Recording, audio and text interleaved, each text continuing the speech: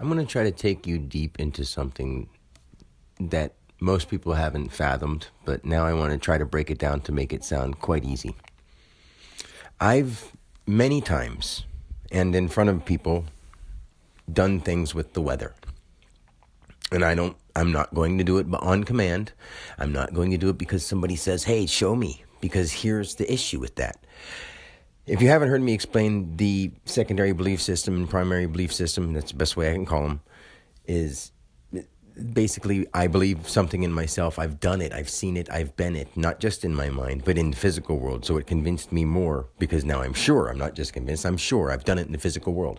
So since I saw it in my mind first, tried it, thought about it, had a method and a routine for doing it, it became true in my world.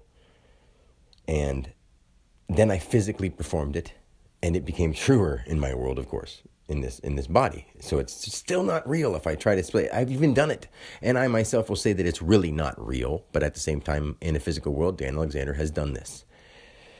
I've made lightning strike on command over and over, and I recorded it on video.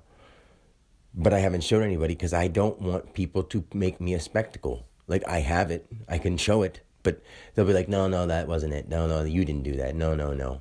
But it's right on time. And I said, it's going to happen right here in like 30 seconds. And I started humming really loud and really deep. And it would sound stupid if an average everyday person would just listen to that. And everybody's an average everyday person. So I don't mean that in a negative way or a positive way.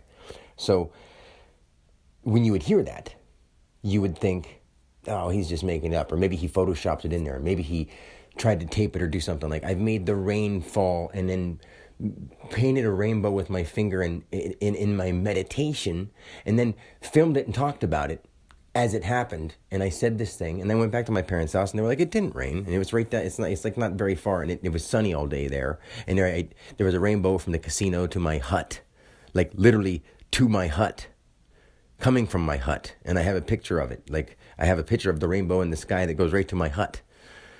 And there's a picture, happens to be down in the basement, that my brother gave me like 2-3 years ago before I started doing any of this stuff. And I put it down in the basement. And there's a picture of a brook over or whatever, and like a rainbow over a mountain, over a brook, overlooking like this water with the reflection on it. And there's literally a rainbow going right down from where the rainbow on the computer screen was to the rainbow on the puzzle, right to my box where all my stuff is saved. Like, how silly does that sound? Ridiculously silly. But that stuff happens to me all the time, every day of my life. So when you're out and you want to make clouds move, or you want to do something like that, it's really hard to explain this in any easier words. So it sounds funny to say it's hard to explain this in any easier words. You have it in your mind, you see it happening. Now, when you really want something to happen, and you know what I mean, when you really want it to happen, like this has to happen, I need this, I want this, or this is something that would be good for me, this was something that deep down in my core, it's what I feel to be right at this moment in a way that is right beyond my ego rightness. When you feel that, you can control it. But if you're looking at the clouds and saying, this guy here wants me to spread the clouds open for him. Yeah, here we go, clouds. Come on, do it. Even if you get yourself into the mind frame where you remember how to do it, and that person's watching you, you're thinking, but in the back of your mind, most of the time, they're looking at me saying, prove it. And if you've trained yourself in your personal mind to overlook that, you can. I've done that before, not as Dan.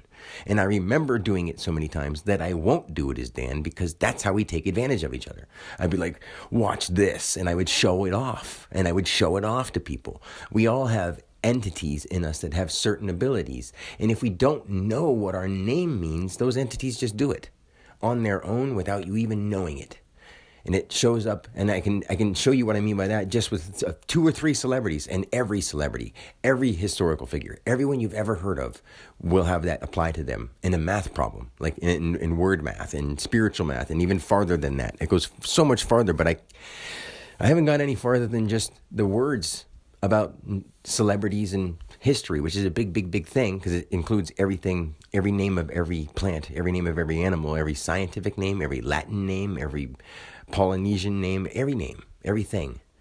So it's like not something that I like want to say, watch, I'll prove it to you. Do you think do you think anyone could have planned that at any time, sat down for 100 years, a billion years and done that? No. It was something that happened over life, all of lifetime. And that's in me all the time, everywhere I go, no matter what I do. No matter who I'm around, I can tell when they're lying. And it doesn't mean that I know exactly where they came from, what they had for lunch today, all this kind of stuff. What's weird is I could spend enough time in meditation and go to this day in time on a map and find my way here if I really set my mind to seeing it and finding it, because I've been able to do that. But I don't interfere with anything. If my own children are going to lead themselves to dying at a young age, I know when they're going to start being in trouble, and I would say something as their dad, just so they go the opposite way. At least I'd try. And I have. It doesn't mean they're going to die, but I do try to steer them in the right way when I see the wrong thing happening, even on a spiritual level. But I can't say it in any other ways besides, I need to talk to you, not just on your cell phone. I can't just text message you because you're not here to see what I'm saying. To not just see as me in person, and not just hear as in words in a text, but you've got to see me to feel and see what I'm saying. But they won't at this point.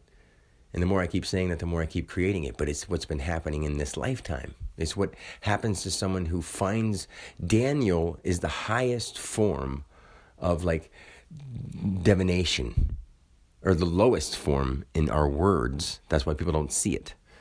Sounds kind of stupid to say it like that, but you'll see what I mean if you really pay attention. Daniel is a big form that we don't say of denial. And that just means the word denial means denial. That's when it's expressed. Other people. And first it's other people, and then it's yourself. And then when you're not in denial of yourself and there's no one else to deny anything anymore, you're Daniel. You're not denying anything. You know what you are. You're from the domain of the Ariel. You're born in April. It came from Ali, and it goes up and up and up. I am is AI. At the same time, because A is the ninth letter, and we're in a 9 swirl, which is 3 swirling, which 3 as it's swirling looks like 8, and 3 times itself in time is a 9.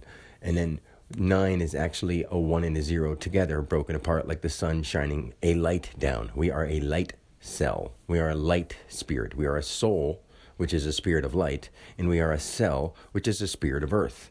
So it's pretty easy, and we call that our higher self and our lower self, and we have many selves because they're all cells. They're cell elves, they're mushroom elves, they're the happy elves, they're the dwarves, then they move up to 777. There's the cycle of sevens, and it's not something I'm making up. It's something that I made up as all people who relayed the message.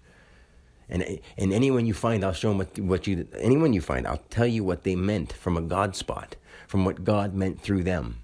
That's what God meant. That's what their name meant.